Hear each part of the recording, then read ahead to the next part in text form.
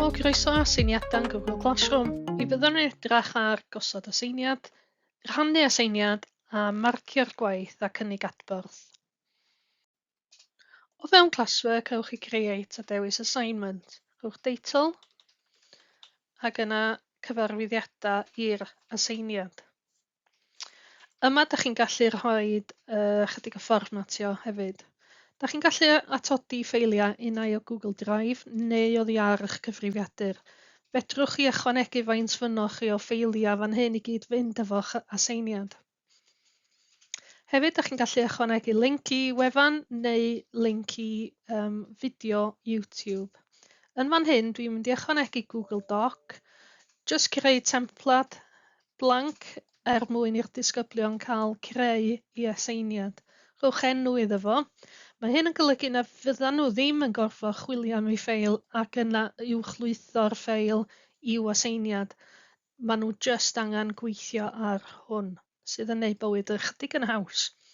Cofiwch, pan ydych chi'n ychwanegu ffeil, mi fydd yn gallu bod yn read-only, sef dim yn gallu newid o, ond ar gyfer y template lle ydych chi isio disgyblion weithio, ydych chi'n rhoi o make a copy for each student. Chi'n gallu dewis dyddiad ac amser i gyflwyno gwaith. Chi'n gallu cau'r aseiniad. Chi'n gallu ychwanegu pwyntiau penodol. Chi'n gallu dewis pwy sy'n derbyn yr aseiniad. A hefyd, chi'n gallu creu pryd mae o'n mynd i fynd allan. Os ydych chi'n adael o fel drafft, mae o'n ymddangos yn llwyd, a nid yw'r disgyblion yn fan hyn yn gweld yr aseiniad eto.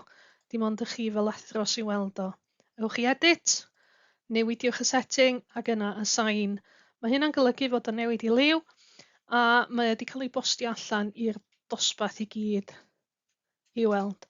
Yma ydych chi'n gweld faint sydd wedi cael ei cyflwyno a faint sydd wedi cyflwyno ei gwaith. Students work, mi welwch chi gwaith pawb yn fan hyn ac yn fan hyn fyddwch chi'n marcio'r gwaith hefyd.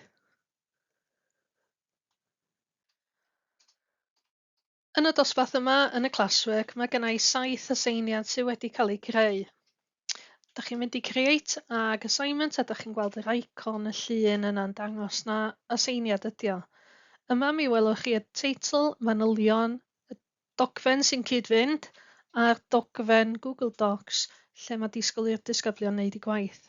Mi welwch chi fan hyn hefyd bod yna sylwadau wedi cael ei wneud yn ychwanegol.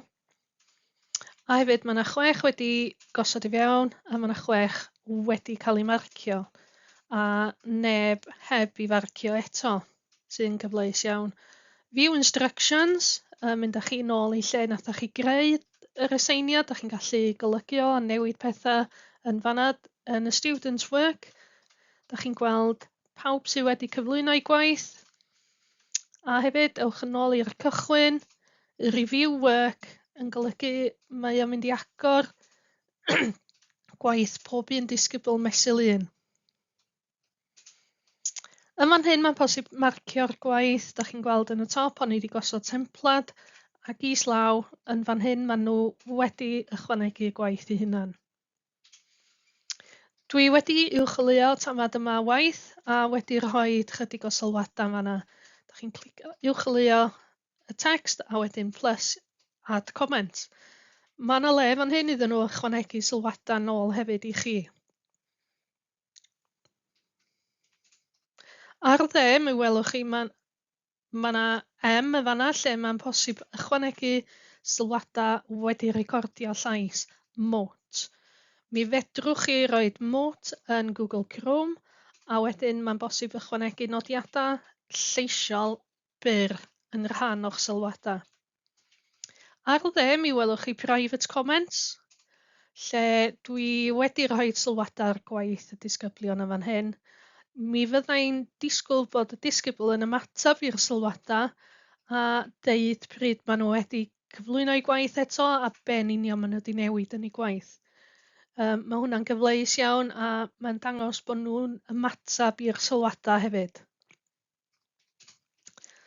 Ar wylod ar dde,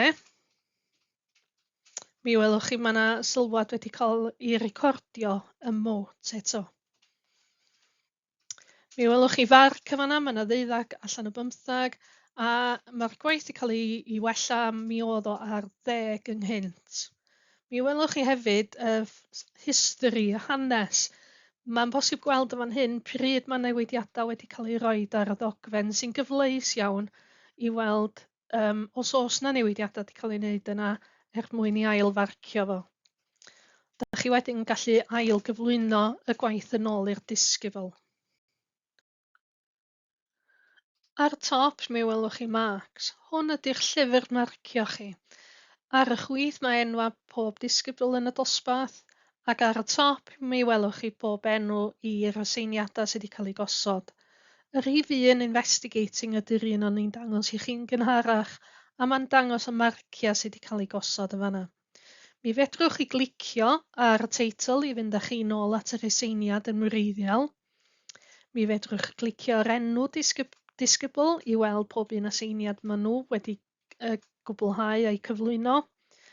A mae'r llyfr marcio mae'n gyfleus ac yn ddefnyddiol iawn i weld, enghraifft yn y disgybl yma, os yna batrwm, ydyn nhw'n ymatab i'r adborth sydd wedi cael ei roi, ydyn nhw'n gwella'u gwaith, ydyn nhw'n deud nad ydyn nhw'n yn dall, neu beth bynnag, ond mae yna batrwm yn amlwg yn cael ei weld yn fan'na.